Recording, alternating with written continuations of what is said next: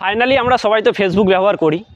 তো ফেসবুকে কখন আসছি কখন যাচ্ছি সবাই দেখতে পাচ্ছে, কিন্তু আমি চাইছি যেটা যে ফেসবুকে যাব কখন, ফেসবুক থেকে বেরোবো কখন, কিন্তু কেউ দেখতে পাবে না।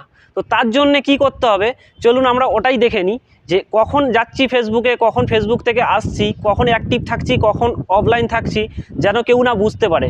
তো আমি যদি ফেসবুকে অ্যাক্টিভ থাকি যাতে কেউ না বুঝতে পারে, তার জন্য কি করতে হবে চলুন সেটাই দেখে নিই আজকে।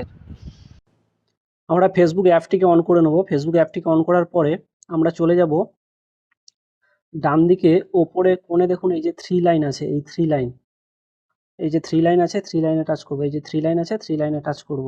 থ্রি লাইনে টাচ করলে সামনে এরকম একটা পেজ আসবে। তো এরপরে আমরা এখান থেকে সেটিংয়ে টাচ করব। এই যে সেটিং দেখতে পাচ্ছেন, এই সেটিংয়ে টাচ করব। তো আমরা এই সেটিংয়ে টাচ করার পরে আপনাদের সামনে এরকম একটা অপশান বা এরকম একটা পেজ শো করবে।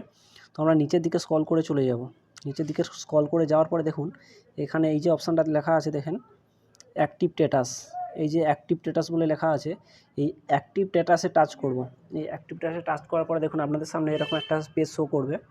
তো এখানে দেখুন এই যে অপশানটা আছে, এই যে অপশানটা, এই অপশানটা আপনাদের অন থাকবে, এটাকে আপনাদের অফ করতে হবে। তো আমি এখান থেকে অপশানটাকে অফ করে নিলাম।